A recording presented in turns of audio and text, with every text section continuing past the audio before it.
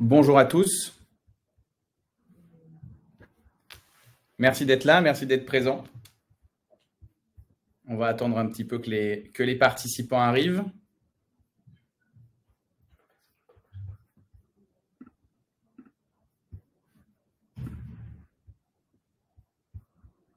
Tac.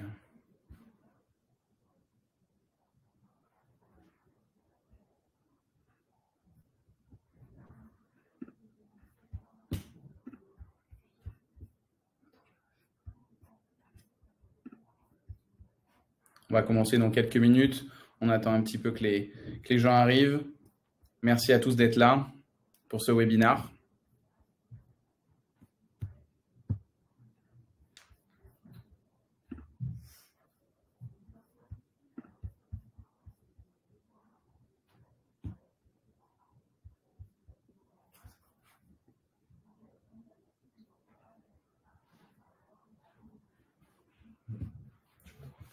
Tac.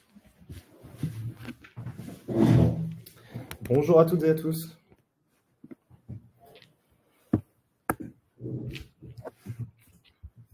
Merci, je pense qu'on va pouvoir partir dans une minute. Ouais. Je suis désolé, on vous fait un tout petit peu patienter, c'est juste qu'il y a des gens qui sont en train de se connecter. Voilà. On essaie de faire... Et nous, on met toute la partie technique en place. Exactement. C'est la technique qui prenait un petit peu de temps.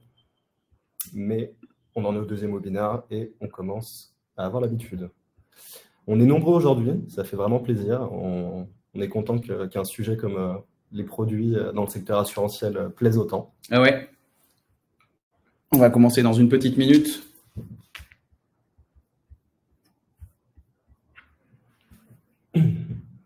Écoutez, je vous propose d'y aller afin de ne pas vous faire patienter plus et les gens pourront donc nous rejoindre. Bonjour à tous, merci d'être présents pour ce second webinaire, toujours en compagnie d'Arnaud, mon fidèle acolyte. C'est ça, le second opus. Exactement, deuxième webinaire. Donc, on va se présenter. Bonjour à tous, moi je suis Arnaud, je suis un des associés de la conciergerie Clac.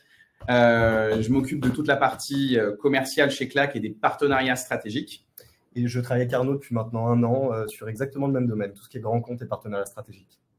Donc, pour ce webinaire, aujourd'hui, on va vous expliquer un petit peu, pour vous introduire, on va vous apporter justement des clarifications sur les produits d'assurance. Donc, on va commencer justement, on va se plonger dans les méandres de la conformité et dans le secteur des produits assurantiels. Un sujet qui, je le sais, nous tient à cœur. Donc, commençons par le contexte. Donc, la conformité n'est pas seulement une contrainte réglementaire, c'est aussi un engagement envers les clients, une promesse de transparence et de qualité. Donc, dans l'univers concurrentiel des assurances, se conformer aux directives donc, de l'ACPR n'est pas qu'une obligation légale, hein, c'est aussi une question d'éthique et de confiance et de pérennité. Pour commencer, on a l'habitude maintenant, deuxième, regardons un peu en arrière. Le paysage réglementaire, il n'a pas toujours été ce qu'il est aujourd'hui. Il n'a pas arrêté d'évoluer, il s'est complexifié également au fil des ans. Autrefois, les produits d'assurance étaient relativement simples, peut-être parfois trop simples, avec peu de considération pour la diversité des besoins des clients. Mais les attentes ont aujourd'hui changé, la société a changé et la réglementation, bien entendu, a suivi cette transformation. L'ACPR, qui est le régulateur prudentiel, est devenu aujourd'hui un acteur qui est incontournable dans cette évolution. Il veille à ce que les produits d'assurance offrent une réelle valeur ajoutée. Aujourd'hui, c'est plus une question de si vous devez vous conformer, nous devons nous conformer, mais de comment nous pouvons le faire, tout en restant compétitifs et surtout en répondant aux besoins essentiels des clients, toujours. Exactement. Donc, chez nous, chez Clac, nous comprenons ces enjeux. Donc, nous avons pour chaque produit que vous développez, parce qu'il y a beaucoup de personnes venant des assurances qui nous rejoignent aujourd'hui sur le webinaire. Donc, pour chaque service que vous offrez, la conformité est donc vraiment la pierre angulaire sur laquelle repose la confiance. Donc là, on va vous présenter dans les minutes qui suivent, nous allons explorer le chemin parcouru jusqu'à aujourd'hui, où nous en sommes, justement, en pouvant aussi ensemble anticiper et façonner l'avenir de ce secteur. Donc, installez-vous confortablement, si je puis dire. Et donc, on va entamer, on aime bien ça. Ça a bien marché sur le premier opus, si je puis dire. Donc, on va commencer un voyage à travers le temps. Donc, retour dans le passé, comme le disait Arnaud, on continue, on ne change pas une équipe qui gagne. Donc, pour comprendre pleinement en fait, les défis de la conformité dans le secteur des assurances, pour moi, il est essentiel de jeter un regard sur le passé. L'histoire des assurances, c'est une histoire qui est riche, complexe et qui a été marquée par des évolutions qui sont constantes, des adaptations aux besoins changeants de la société. Partons directement en Rome antique. Allons-y, Rome antique. Les Romains avaient mis en place ce qu'ils appelaient des collegia, c'est des sortes de clubs, des sociétés mutuelles dans lesquelles les membres payaient des cotisations qui étaient régulières et en retour, bien entendu, ils recevaient une assistance en cas de maladie, de décès et ça garantissait une certaine sécurité financière pour eux-mêmes, mais pas que, également pour leur famille. Prenons un autre exemple, là on retourne un petit peu plus près de nous, pendant les guides médiévales au Moyen-Âge. Ah oui, puis très près. Un petit peu plus près en tout cas que la Rome antique. Donc c'est des associations de marchands et d'artisans qui offraient à leurs membres une forme de protection, exactement de la même manière, mais c'était très rudimentaire bien entendu. C'était un système de mutualisation des risques et c'était finalement un ancêtre direct de ce qu'est l'assurance moderne. Au XVIIe siècle, là on passe sur autre chose, il y avait l'émergence du commerce maritime à grande échelle qui était totalement mondiale. Et c'est à ce moment-là que les premières polices d'assurance ont été créées, les premières polices d'assurance maritimes. C'est des polices qui représentaient une étape cruciale finalement parce qu'elles donnaient aux commerçants un moyen de se protéger contre les pertes catastrophiques en mer qui, à l'époque, étaient quand même nombreuses, il faut le dire. Au 19e siècle, là pour le coup, on se rapproche un petit peu plus de ce que c'était aujourd'hui. C'est une période durant laquelle le concept d'assurance a commencé vraiment à se diversifier. Les assurances vie, incendie et accidents ont vu le jour. C'était une réponse directe finalement au risque de l'époque industrielle. Tout était en effervescence, des usines au chemin de fer, le monde changeait et avec lui, bien entendu, les besoins en matière d'assurance et de protection. Par contre, même au 19e siècle, ces polices étaient encore très loin d'être personnalisées, elles étaient absolument standardisées. C'était une protection qui était une protection de base finalement et qui ne tenait pas compte des besoins individuels des souscripteurs. La notion même de valeur ajoutée pour le client était presque inexistante. L'assurance était finalement perçue comme une nécessité pratique plutôt qu'un service client centré. Oui, effectivement. Donc, pour avancer rapidement jusqu'à aujourd'hui, donc là, on passe les étapes et bien voir donc aujourd'hui le tableau est assez différent. Les clients aujourd'hui ne sont pas seulement à la recherche d'une police d'assurance, comme tu l'as dit, Benjamin. Ils cherchent une expérience, une protection qui s'adapte à leur vie, qui est changeante et qui est dynamique. Et c'est là que la CPR rentre en scène. Telle une boussole qui guide le secteur vers des eaux plus régulées. Référence à la maritime, on reste sur le maritime. Mais aussi plus sécurisé et personnalisé. Prenons donc l'exemple de Madame Dupont, une cliente typique à notre époque. Elle est entrepreneur, mère de 2 enfants, passionnée par des voyages.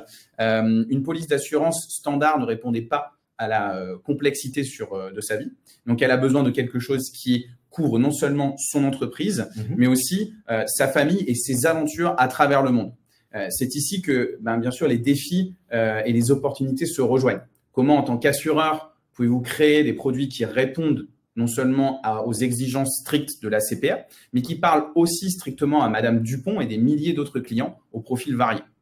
La réponse réside bien sûr dans l'innovation et l'adaptabilité. Donc, ce ne sont pas seulement juste de créer des produits d'assurance, c'est aussi créer des histoires de sécurité et de confiance avec ses clients. Donc, des récits qui résonnent avec des aspirations et les besoins de vos clients.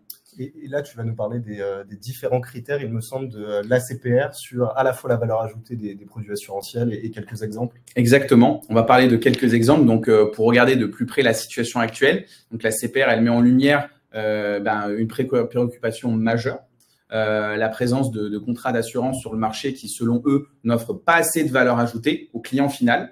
Donc, cela lance un véritable signal, on va dire, d'alarme dans l'industrie. Donc, comment on va essayer d'apporter de l'expérience et de la valeur ajoutée à ces produits. Donc, en tant qu'assureur, désormais, les assurances sont aujourd'hui confrontées à un double défi. D'un côté, il y a la nécessité de développer des produits qui répondent non seulement aux attentes du client, mais aussi qui apportent également une valeur concrète et mesurable. Et de l'autre, vous devez naviguer dans le cadre réglementaire de plus en plus strict de la CPR, qui utilise des critères tels que le nombre de sinistres ou la satisfaction client pour évaluer l'efficacité et la nécessité de vos offres. Prenons un exemple concret. Imaginez un contrat de voyage classique, donc d'assurance voyage classique. Dans le passé, il aurait suffi de proposer une couverture standard contre les accidents ou les annulations. Mais aujourd'hui, est-ce assez? La CPR pourrait dire que non, surtout que les données montrent que la majorité des clients ne déclarent jamais de sinistre ou se sentent peu concernés par des garanties offertes. Donc, ce contexte nous pousse à innover, à repenser la manière dont vous concevez vos produits. Il ne s'agit plus de vendre une simple promesse de sécurité, mais de créer une vraie solution qui s'intègre réellement dans la vie et les besoins spécifiques de chaque client. Donc, chez nous, chez Clack, bien que nous ne soyons pas directement des assureurs ou dans le secteur de l'assurance, nous comprenons l'importance de cette évolution et notre approche de la conciergerie digitale centrée sur la personnalisation et la création de valeur ajoutée pour les utilisateurs finaux, des principes qui, aujourd'hui, nous croyons, semblent essentiels dans votre secteur également. Oui, tout à fait. Et en tant qu'assureur, d'ailleurs, vous avez l'opportunité, parfois même la responsabilité, on pourrait dire, de transformer un défi réglementaire, celui que vous avez actuellement, en opportunité de différenciation et d'innovation. Ça va bien au-delà de la simple conformité, c'est finalement une chance de redéfinir la valeur que vous pouvez apporter au secteur et à la société finalement de manière un petit peu plus générale. Prenons un cas client imaginaire, donc supposons que nous ayons un partenariat avec une compagnie d'assurance, on va l'appeler Assurance Vie, qui offre des assurances habitation. Assuravis. Excusez-moi. On a essayé d'un peu brander, on a essayé de ne pas faire de jaloux et de brander un petit peu différemment, donc on vous remet dans le contexte. Donc Assuravis cherche à ajouter plus de valeur à ses contrats d'assurance pour répondre aux exigences de la CPR et également aux attentes de ses clients. Julie, donc, qui est cliente de l'assurance vie, souscrit une assurance habitation. En plus de sa couverture standard, elle a accès au contrat de conciergerie digitale Clack. Julie fait récemment l'acquisition d'une nouvelle maison, par exemple, et se trouve confrontée à tout un tas de défis qu'on a certainement tous déjà vécu. Un déménagement, de l'organisation, des réparations mineures, du nettoyage, par exemple. Ce qui se passe, c'est que on va être capable chez Clack elle va être capable de solliciter Clack, d'utiliser l'application pour demander de l'aide. Donc sur l'organisation de son déménagement, on va lui trouver une entreprise fiable à un prix compétitif. Sur les travaux de réparation mineure, on va être capable de lui trouver des artisans pour une petite réparation. Service de nettoyage, pareil, on va pouvoir le faire par exemple avant son déménagement pour qu'elle arrive et qu'elle soit dans les meilleures conditions possibles. Et la dernière chose, pour ces contrats de téléphone et d'internet, c'est toujours compliqué à changer. Clack se charge de tout. Donc voilà une expérience concrète en tout cas et une valeur ajoutée concrète sur. Exactement. Donc cette valeur ajoutée, donc le résultat, Julie elle bénéficie d'une expérience qui est fluide, sans stress lors de son déménagement, ce qui augmente donc sa satisfaction envers Assuravis. Et Assuravis, en intégrant les services de Clack, montre que la CPR montre à la CPR qu'elle dépasse la simple couverture d'assurance en ajoutant un service tangible et utile pour ses clients. Donc, Clack se positionne non seulement comme un facilitateur de service, mais aussi comme un partenaire, vous l'aurez compris, dans l'amélioration de l'expérience client. Donc là, on va aller un petit peu vers le futur. Comme Marty McFly, on va faire un retour vers le futur. On est passé de la Grèce antique jusqu'au futur. Exactement. Donc, dans le monde complexe des assurances d'aujourd'hui, donc chaque type de contrat porte des opportunités uniques d'enrichissement et de personnalisation. Donc, on va un petit peu vous guider et vous donner des vrais exemples à travers divers scénarios intégrés dans vos offres d'assurance pour transformer l'expérience client. Prenons des exemples, comme tu l'as dit, Benjamin, tout à l'heure. On va prendre des exemples plus concrets comme l'assurance automobile. Donc, premier scénario, un client, Monsieur Leroy, subit une panne de voiture. Non seulement son assurance couvre la réparation, mais grâce à Clack, une voiture de location est immédiatement réservée et un taxi est envoyé pour le dépanner sur place. En plus, Clack va lui proposer des options pour des garages de proximité et des réductions négociées. Donc, après, on va passer sur d'autres cas, comme l'assurance habitation. Donc, le scénario où Madame Durand, victime d'un dégât des eaux, c'est malheureux, mais ça arrive souvent, bénéficie non seulement de la couverture des dommages, mais Clack organise pour elle une équipe de nettoyage d'urgence mise en place et aussi mettre en place des solutions temporaires d'hébergement si nécessaire, avec toute la partie administrative, avec nos concierges et nos assistants qui peuvent l'accompagner. Prenons un autre exemple, une assurance santé, il y a un client qui a des besoins spécifiques, il va recevoir des recommandations qui sont beaucoup plus personnalisées pour des spécialistes par exemple. Clack peut aussi gérer la prise des rendez-vous, c'est quand même important, c'est souvent fastidieux. En cas d'hospitalisation, on pourra également lui faire livrer des produits essentiels directement à l'hôpital. Si on prend cette fois-ci l'exemple d'une assurance voyage, donc vol annulé, malheureusement c'est un peu comme les fuites d'eau, ça arrive relativement souvent. Non seulement donc l'assurance va gérer les coûts, bien entendu, mais Clack va s'occuper cette fois-ci de reprogrammer les vols, par exemple, de réserver un hébergement en attendant le prochain départ. Il y a bien entendu tout un tas de choses qu'on pourrait imaginer en plus, mais c'est déjà des choses qui, dans des moments comme ça, permettent de se faciliter la vie. Sur une assurance vie, donc pas Assuravie, on va dire que c'est Assuravie qui la propose cette fois-ci. En plus des avantages financiers, les bénéficiaires peuvent recevoir par exemple une assistance là sur des cas pratiques en cas de sinistre, de l'aide sur des démarches administratives, un soutien psychologique ou autre. Et le dernier exemple, on va pas en faire 15 000, je pense que vous avez compris un petit peu le concept, mais sur une assurance professionnelle par exemple, pour une entreprise qui est assurée en cas de sinistre ou autre, Clack pourrait proposer des solutions de continuité d'activité comme trouver rapidement des espaces de travail temporaires. Vous l'avez compris, chacun de ces exemples illustre un scénario où l'assurance ne se limite plus à la simple indemnisation, à une simple couverture, entre guillemets, mais s'étend à une expérience client qui est finalement globale et personnalisée et qui répond surtout aux besoins spécifiques de chaque situation. Effectivement, donc voilà, nous avons là donné des exemples concrets dans cette dernière partie, des exemples qui vous montrent aussi comment nous pouvons créer de la valeur ajoutée sur des produits d'assurance. Donc voilà, donc là on a bien vu l'ensemble voilà, des produits. Donc, ce qui peut être intéressant, c'est que je pense qu'il y a beaucoup de professionnels du secteur dans le webinaire aujourd'hui. Encore une fois, on en est absolument ravis. Je pense que vous avez pas mal de questions peut-être sur la manière dont on pourrait s'intégrer directement à une offre existante ou, et c'est ce que l'on fait également souvent avec Arnaud, sur de la création d'offres. C'est quelque chose sur laquelle on intervient souvent. Une nouvelle assurance que vous souhaiteriez lancer, la manière dont Clack peut s'arborer. Ce qu'il faut se dire, c'est qu'en tout cas, la manière, et on finira là-dessus avant de vous laisser la place aux questions, la manière dont Clack peut s'intégrer, ça va être de manière très simple et il ne faut pas changer le moyen de communication que vous avez avec vos clients. On peut faire du in-app, par exemple, si vous avez une assurance dans laquelle on va être capable de venir s'intégrer directement à votre application. On va pouvoir faire du WhatsApp, par exemple, de l'emailing, bref, tous les moyens possibles et imaginables pour permettre à vos clients, en tout cas, de se soulager sur tout un tas de choses. Exactement. Le but, c'est vraiment de permettre une expérience personnalisée, de créer quelque chose aussi potentiellement en marque blanche, complètement uniformisé. Donc, où on accompagne les différentes assurances. On accompagne aussi des gens dans le secteur bancaire.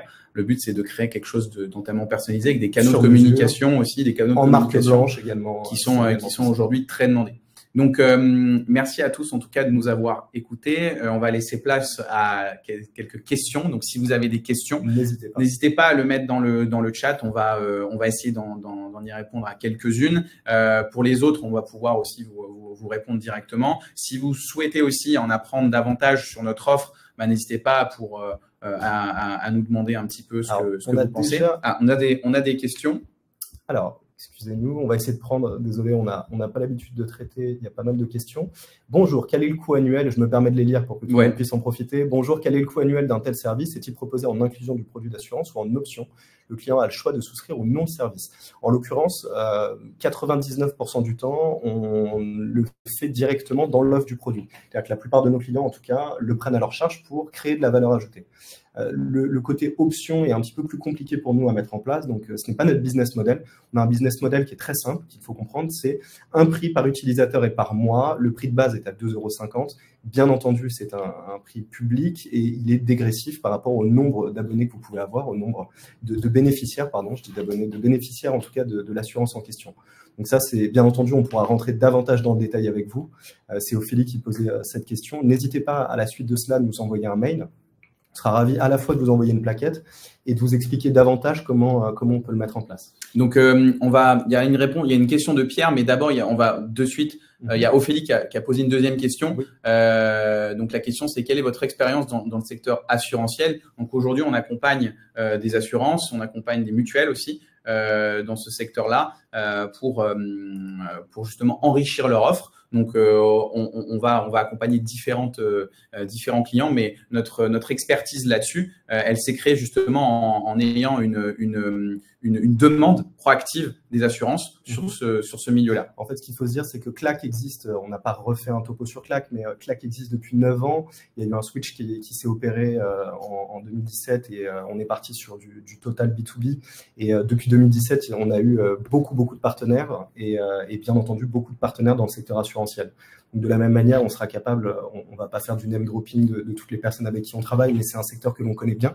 D'ailleurs, pour cette raison-là, que nous aussi, sur la façon dont on crée le produit, on a décidé de l'adapter également, tant sur les réponses ou autres. Ce qui fait aussi la grosse valeur chez Clack, c'est notre capacité à répondre rapidement et surtout l'expertise que l'on peut avoir, parce que dans ces dernières années, on a eu quand même beaucoup de demandes de personnes qui étaient dans le cas d'un contrat assurantiel, et donc on va être capable de savoir exactement là où ils veulent en venir et de répondre au plus vite à leurs demandes. C'est aussi ça notre expertise. Exactement. Donc, question de Pierre aussi sur combien de temps on intervient. Donc, en combien de temps on intervient? Pardon, allez à du direct. En combien de temps on intervient? Donc, en fait, je vais, on va dire, répondre sous deux volets. Le premier, sur l'intégration du service, on est très flexible. Donc, on peut intervenir de manière très simple, créer le produit, l'intégrer de manière très rapidement. Et au niveau de l'intervention de nos concierges, donc il faut savoir que nous, ce sont des concierges humains qui répondent à la demande, qui sont aidés de notre technologie. On a mis aussi de l'intelligence artificielle qui va aider les concierges à répondre aux demandes, non pas qui vont remplacer les concierges. Et donc, la prise en charge de la demande est instantanée. Elle est sous 2 minutes. Et ensuite, le traitement est en fonction de la demande. Donc, nous, on travaille vraiment sur l'instantanéité directement et on met au cœur de notre business l'humain. Ouais. Il y a une autre question qui est posée. Certains de ces services, excusez-moi parce que ça bug, il y a deux personnes. Certains de ces services sont déjà proposés par des offres d'assistance, proposées par des assisteurs, qui sont attachés à des produits d'assurance. Je pense que c'était comment vous différenciez-vous des compagnies d'assistance. Très clairement, on va plus loin qu'une compagnie d'assistance, tout simplement, parce que nous, notre cœur de métier, c'est vraiment d'accompagner un client à 360. Exactement, sur l'entièreté du spectre de ses demandes. Donc, il y a vraiment des valeurs ajoutées. On n'est peut-être pas assez rentré dans le détail, en tout cas, sur la valeur perçue, sur l'étendue, en tout cas, des services que l'on peut proposer. On sera ravis de vous faire une présentation complète là-dessus.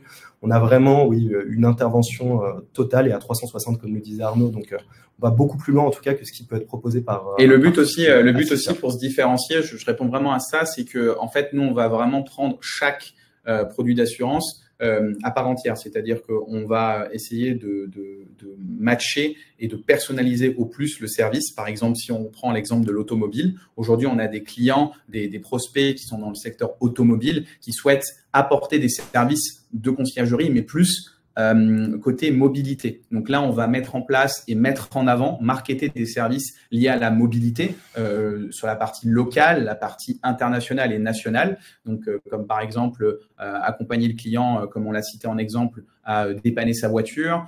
Sur la partie aussi mobilité, pour la partie transport, la partie autopartage, on va vraiment cibler à chaque fois. Bien entendu, il y a une possibilité de répondre à d'autres services, mais le but, c'est vraiment de proposer quelque chose qui fasse sens avec ce que vous proposez pour le client, pour l'utilisateur final. Il y a une très bonne question également.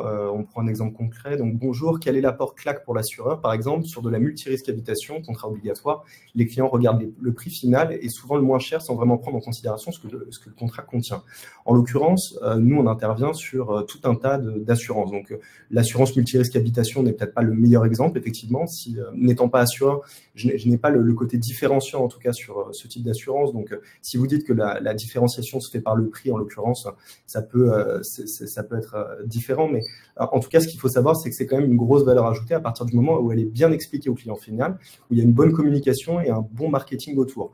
Donc, même si le client est pris, à partir du moment où il va y avoir une légère peut-être différence à la hausse, à partir du moment où il va être capable de comprendre la valeur que va lui apporter cette solution, en tout cas la solution Clack, qui peut être proposée en marque blanche, il y a de fortes probabilités qu'il passe sur l'assurance habitation qui va lui apporter une valeur ajoutée supplémentaire.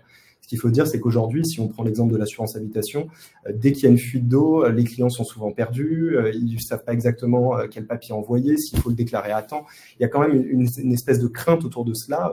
La qualité aussi du prestataire, la qualité du prestataire qui va intervenir justement pour réparer ça. Et et vraiment aussi, il faut savoir que nous, notre business model, il peut s'intégrer de différentes manières. Et si le prix dans votre secteur est quelque chose de primordial, il faut savoir aussi investir là-dedans. C'est-à-dire que nous, on a des sociétés qui prennent en charge ou alors qui vont le répercuter d'une autre manière. Mais il y a double emploi en fait sur notre service. Le premier, c'est la rétention des clients. C'est apporter un service qui soit une expérience et qui soit vraiment qualitatif. Donc, ça crée vraiment de la rétention chez les clients et qui va aussi apporter de l'acquisition. Donc, ça va premiumiser l'offre et ça va permettre d'acquérir de nouveaux clients. Donc, si vous répercutez ce prix-là coulé dans votre offre ou si vous le prenez en charge, l'un dans l'autre, à un moment donné, vous allez vous y retrouver parce que vous allez gagner en rétention client et en acquisition client. Donc, on voit qu'il y a peut-être Ophélie qui est en train de taper une petite question. On va répondre à celle de Célian juste avant. Oui. Hop. Donc, on a une autre question. Donc, quelle valeur ajoutée peut être apportée aux assurances pour se démarquer? Donc, très clairement, j'espère en tout cas que vous avez réussi à le percevoir. Encore une fois, donc là, il y avait un exemple de multi-risque habitation. Sachez que pour chacun des contrats, on peut arriver à faire quelque chose, j'allais dire, de plus spécifique. Là, on est très global sur la manière dont on l'explique. On dit qu'il y a à la fois de l'assurance habitation, on peut intervenir sur une annulation de voyage ou autre. Sachez qu'on sait s'adapter. Et après, la communication qui va en être faite va également être adaptée pour le client final. Ce qu'il faut se dire, avant de passer à la question suivante, c'est que Clac, finalement, à partir du moment, et on le voit, où un utilisateur a commencé à utiliser nos services, il se rend compte de la facilité avec laquelle il est capable de tout demander. Et derrière, il y a une vraie rétention client. Donc, c'est là où on parle de fidélisation. C'est vraiment de se dire que dans la poche, vous avez un assistant personnel, quelqu'un qui est capable de vous accompagner sur tout, que ce soit des démarches administratives ou autres. Et ce qui est important aussi à dire, c'est que sur le business model, on fait payer donc un prix par utilisateur ou autre. Pourquoi? Parce qu'on ne va pas marger sur les services. Prenons un exemple. Le client, ça sort un peu du domaine assurantiel, mais j'aime bien cet exemple, veut faire livrer des fleurs pour un anniversaire, on va être capable de le faire, il va payer exactement le même prix que s'il était passé en direct avec un prestataire. Et c'est ça qui fait aussi l'utilisation de nos services. Et qui dit utilisation, si vous êtes en marque blanche, dit que la personne n'a pas forcément envie d'aller voir ailleurs parce qu'il a un bénéfice, il a quelque chose de supplémentaire à son assurance. Les garanties et services accessoires ont malheureusement assez mauvaise réputation, surtout quand elles sont intégrées en inclusion. En l'occurrence, tout à fait. C'est pour cette raison que on retravaille l'offre. C'est-à-dire que actuellement dans le secteur assurantiel, c'est vrai qu'il va y avoir souvent des choses qui vont être ajoutées, mais pas de cette manière-là. En tout cas, c'est pour ça qu'on démocratise aussi un petit peu cela. Bien entendu, on a commencé par des secteurs qui sont, j'allais dire, plus évidents, parce que quand on vous parle conciergerie, je pense que tout de suite, vous allez penser à tout ce qui va être milieu bancaire, avec la conciergerie que vous pouvez avoir avec une carte prestigieuse, par exemple. On a tous l'exemple d'Amex, Visa ou Mastercard, par exemple. Mais le but, c'est vraiment, et c'est comme ça que Clac est né, d'arriver à démocratiser cette conciergerie-là, de l'adapter à d'autres services pour qu'elle soit accessible. Parce que ce qu'il faut vous dire, c'est que 98% de vos clients n'ont pas accès à cette conciergerie, n'ont pas accès à une conciergerie tout court. Donc là, vous pouvez vraiment leur apporter une expérience client totalement différente de ce qu'ils ont pu avoir au préalable. Exactement. Et nous, il faut vraiment comprendre qu'on ne vient pas avec un socle de service et ça sera ce socle-là et rien d'autre. On va vraiment travailler avec vous l'offre client, on va l'adapter, on va complètement la personnaliser. Et j'ajouterais aussi sur la puissance de l'assistance client, c'est qu'aujourd'hui, on est entre la conciergerie et l'assistance client. On a aussi pour habitude, avec nos clients, de construire des librairies en interne, de construire des process pour répondre aussi à certaines de leurs demandes à leurs clients sur des problématiques d'assistanat.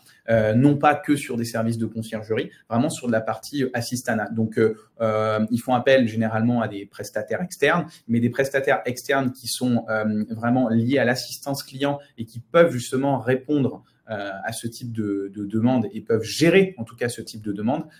C'est quelque chose pour eux d'assez primordial. Tout à fait. Merci en tout cas de poser autant de questions. Ouais, ça fait plaisir. Ça fait plaisir en tout cas que ça vous ait plu. J'espère que ça vous a plu. Ça fait réagir. On a essayé, c'est vrai qu'on partait d'un sujet qui aurait pu être on a essayé de très strict ou autre. On a essayé d'attraper un petit peu la chose et de la rendre un petit peu plus fun. Donc j'espère que c'est bien passé. On se retrouvera également pour un troisième webinaire sur un autre sujet, mais toujours dans le même spectre. Merci d'avoir été présent. Comme je le disais donc lors des réponses aux questions, n'hésitez pas, vous avez normalement nos adresses mail avec Arnaud qui doivent s'afficher. On pourra également vous les renvoyer. N'hésitez pas, on peut se prévoir 15 minutes, 20 minutes ensemble merci beaucoup. Merci à tous, c'est très gentil. Très bonne journée à tous. On pourra se prévoir 5, 10 minutes, 15 minutes en tout cas pour vous présenter de manière un petit peu plus personnalisée la manière dont on pourrait s'intégrer à une offre actuelle ou sur vos prochaines propositions de valeur. Donc n'hésitez pas à nous contacter. Merci pour votre temps. Exactement, merci à vous. J'en profite, pardon, je t'arrête, j'en profite si vous voulez pour vous mettre mon lien Calendly qui s'affiche dans la conversation. Si vous souhaitez prendre rendez-vous avec nous, justement, le replay exactement sera disponible. On va vous l'envoyer. On a l'impression d'être devenu youtubeur. Exactement. N'hésitez pas à vous abonner. Cliquez la cloche juste en haut. Voilà, n'hésitez pas, il y a aucun problème. Le replay sera disponible. Donc voilà, n'hésitez pas à prendre rendez-vous avec moi. Après un petit échange de 20 minutes, on peut expliquer. Et puis on serait ravis de partager avec vous différentes modèles, on va dire, d'intégration et rentrer dans un cas concret, vraiment. Exactement. Vous nous exposez votre problématique et on y répond. On est là pour ça. Voilà, on va laisser un petit peu les gens s'ils souhaitent prendre rendez-vous directement avec nous. Et puis on va vous laisser. Nous, on va vous laisser. On reste encore quelques minutes. On va couper le micro et la caméra. On va vous laisser vaquer à vos occupations. Aujourd'hui à Paris, il pleut. Voilà, donc on vous laisse travailler tranquille. Merci beaucoup. Merci à tous. Bonne journée. Au revoir. Au revoir. On n'a pas de musique de fin. Pour la prochaine.